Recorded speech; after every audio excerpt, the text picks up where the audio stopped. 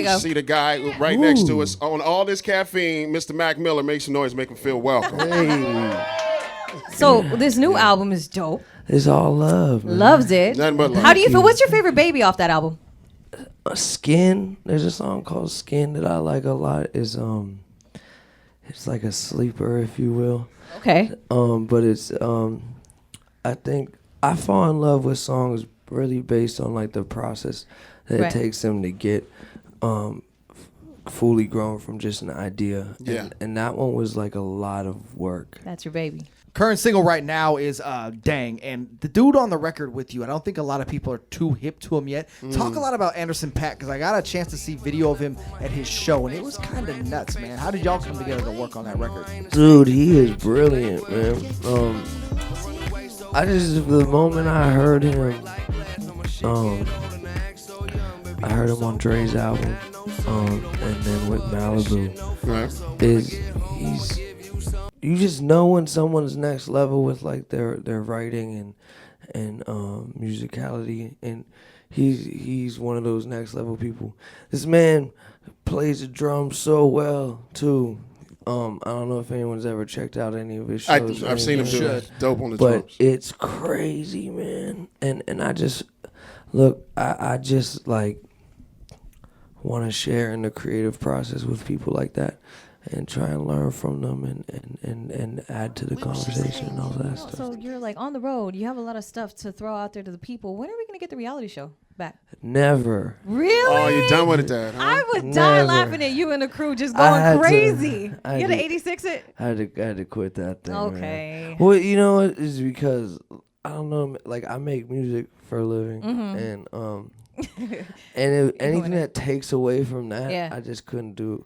Granted, like that show was fun. It was hilarious. We had a great time. Yeah. You know, we like. Wow. Do you guys want him to bring the reality show back? Yes. No, Yeah, see, there was only like 3 people. Like, yeah, everyone's They're like, like, like no one's like no one's sitting there in life like, man, you know what would make the world better? Mac Miller's reality show back. Well, for the time that it was out, it was entertaining. So it was good on TV as opposed to some other reality shows. So. For sure. I mean, as far as reality shows go, we were. We had fun with it. Here's the thing, though. You don't necessarily got to do a reality show. We could always just do like a variety show with all your nicknames and all these different characters. Yeah, I would be down. I mean, like, don't get me wrong. Like, I would love to, like, I want to do, when it comes to, like, TV shows, like, I want to do, like, a serious, like, drama.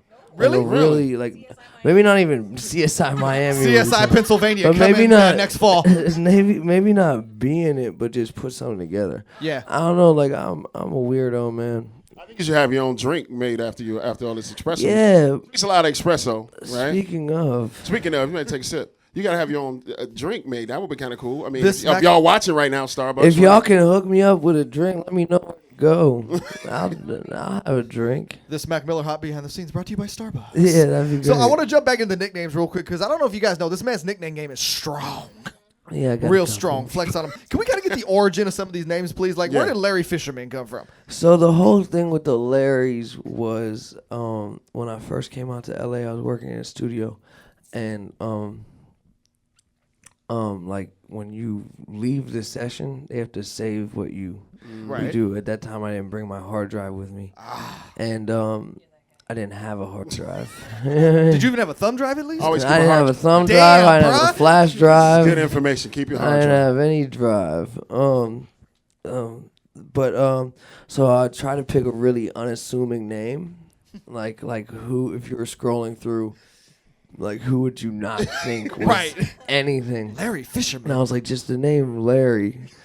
I apologize. Not a lot of Larrys. I apologize to anyone named Larry if there's a Larry here. We got any Anybody Larrys named in the Larry? room? But you don't like, No. you don't see the name Larry and you're like, what is that? You know what I mean? Like, I need to get in the Larry folder. Larry Fisherman got fired. Larry's old jive turkey sucker. Yeah, exactly. That's what I always say, man. No, dude. So I put just put the Larry in there. That's funny. And then like the different aspects of it, you know. Is that how Larry Lovestein came about as well? Yeah. So there's like the Larry is like your foundation to build off of, and Fisherman represents like this like kind of like the part of me that's like a 70 to maybe 65 to 75 range. That's Okay. the age range.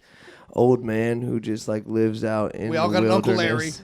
Larry. Yeah, Yeah, I was just gonna like say, lives out in the wilderness and likes to be alone and likes to just make music and do nothing else. And Larry Lovestein is just like the hairy chested lounge singer. What's the name of the song he would sing? Give me just. Well, no, I did this whole like jazz album called You. It was crazy. It went number 1 on the jazz charts. Man, Nice. the world's crazy. You have a tendency to go number 1 on a lot of charts, man. Talk about what that means to you as an artist. Yeah. Honestly, it's cool. You know what I mean? Like that's like Right. it's more like I've been number 1 and I've been number 4 and 3 and 2 and I realize it doesn't really matter. Right. Like, You don't do it for the number. Yeah, like and it's more like hello. Okay, it's more like when I go to shows and perform and I see people that actually are affected by my music, like that is what means something to me. Like to meet someone and have them come up and say like, hey, I was going through a rough time and this music Right. affected me in a positive way. Like that's great. Like number 1 is cool, but like that doesn't like I don't sleep at night like yeah. I'm number 1. Number 1. You know what I mean? Like I don't You just feel want- like I'm number 1 like You that. kind of want your music to resonate with people and stick with them, For- and then you yeah. see that at the concerts and the energy you get. I want like the music is around forever. Right. You know what I mean? And a number and a statistic and that's only for the moment. You know, like number 1 is just like right now, like this is a number 1 thing. But like I'm shooting for like 20, 30, 40, 100 years. Longevity. Right. You know what I mean? I want people So- to come back to the music I make and be like, hey, that guy knew what he was doing. I want to get to the single "Dang" real quick because it's like a house song, really. So when you heard it, did you hear it immediately and think, oh man, I could spit on this, it would be dope? Because it's really like progressive house. For the most part. You know what? There's certain. It instantly gave me like a feeling, which Yeah, is like it does. which is like what I can hope for in hearing music to write to, because it's like takes so much work away from me. Sure. When like I hear music and instantly I'm like, ooh, I know how I'm gonna speak on this or like what I'm gonna say.